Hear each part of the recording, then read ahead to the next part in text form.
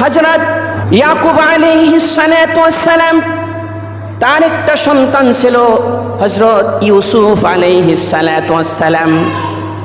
তার 11 জন ভাই ছিল। কয়জন? 11 জন। একদিন ইউসুফ আলাইহিস সালাম পিতাকে বলতেছেন, বাবা, 11 কাওকাবান রাআইতুহুম লি সাজিদিন।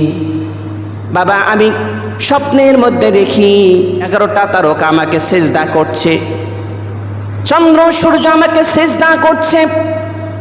ইয়াকুব আলাইহিস সালাতু ওয়াস সালাম তিনি একজন আল্লাহর নবী ছিলেন। সন্তানের এই স্বপ্ন তিনি বুঝতে পারলেন, আমার সন্তানকে আল্লাহ পাক কেন এই স্বপ্ন দেখালেন। তিনি বললেন, বাবারে, তোমার এই স্বপ্নের কথা তোমার ভাইদের কাছে তুমি বলিও না, তাহলে তারা তোমার শত্রুতা করবে, তোমার জানের দুশ্মন হতে পারে। যেমনই ভাবে হোক তারা এই স্বপ্নের বৃত্তান্ত জানতে পারল। এরপরে তারা সব ভাই মিলিয়া হযরত ইউসুফ আলাইহিস সালাতু ওয়াস সালামকে কুয়ার মধ্যে ফেলে দিলেন, অন্ধ কুয়া, যে কুয়ার মধ্যে পড়তে দেরি মানুষের মৃত্যু হইতে আর দেরি হয় না। এমন কূপের মধ্যে ফেলিয়ে দিলেন।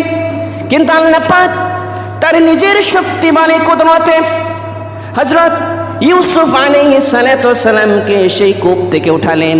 অনেক আলোচনা, সংক্ষেপে বলি, ক্ষমার দৃষ্টান্ত তিনিও দেখিয়েছেন। সেই কূপ থেকে তুলে তাকে মিশরে নিয়ে যাওয়া হলো। মিশরে যখন তিনি গেলেন, মিশনের শাসনকর্তা ক্ষমতাশীল যারা ছিল তাদের আজ্ঞাবহ বিশ্বস্ত ব্যক্তিতে পরিণত হয়ে গেলেন হযরত ইউসুফ আলাইহিস সালাতু ওয়াস সালাম। এরপরে ঘটনাক্রমে তিনি দীর্ঘদিন কারাগার বরণ করলেন। আল্লাহ রাব্বুল আলামিন হযরত ইউসুফ আলাইহিস সালাতু ওয়াস সালামকে কারাগার থেকে বের করলেন। কারাগার থেকে বের করে আল্লাহ পাক তাকে খাদ্যমন্ত্রী, অর্থমন্ত্রী, 2 মন্ত্রণালয়ের দায়িত্ব আল্লাহ পাক তাকে দিয়ে দিলেন। সুবহানাল্লাহ। জেল থেকে বের করে আল্লাহ পাক তাকে মন্ত্রিত্বের দায়িত্ব দিয়ে দিলেন। সুবহানাল্লাহ। এরপরে ইয়াকুব আলাইহিস সালাতু ওয়াস সালাম যে কেনান, সেখানে দুর্ভিক্ষ শুরু হয়ে গেল, খাদ্যের সংকট দেখা দিল। ইউসুফ আলাইহিস সালাতু ওয়াস সালাম তিনি মন্ত্রিত্বের দায়িত্ব পেয়ে, খাদ্যমন্ত্রীর দায়িত্ব পেয়ে তিনি সুন্দরভাবে খাদ্য সংরক্ষণ করা শুরু করলেন। এবং আশেপাশে সব রাষ্ট্রে প্রায় দুর্ভিক্ষ দেখা দিল। কিন্তু ইউসুফ আলাইহিস সালাম তার নিষ্ঠা এবং ইখলাসওয়ালা, তাকওয়ালা খেদমতের মাধ্যমে মিশরের মধ্যে কোনো খাদ্যের ঘাটতি ছিল না, বরঞ্চ পর্যাপ্ত খাদ্য সেখানে মজুদ ছিল। আশপাশ থেকে সবাই খাদ্যের জন্য সেখানে ছুটে গেল। ঘটনাক্রমে ইউসুফ আলাইহিস সালাতু ওয়াস সালামের ভাই তারাও সেই মিশরের মধ্যে আসলো। যারা ইউসুফকে মেরে ফেলার জন্য কূপের মধ্যে নিক্ষেপ করছিল তারাও আসলো। সর্বশেষ কথা বলে পরিচয় হয়ে গেল।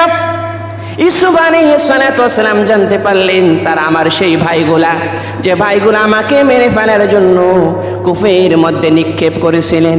এবার ইউসুফ আলাইহিস সালাতু ওয়াস সালাম সমস্ত ভাইকে লক্ষ্য করে বললেন, ও ভাইরা, লা তাযরিবা আলাইকুমুল ইয়াউম।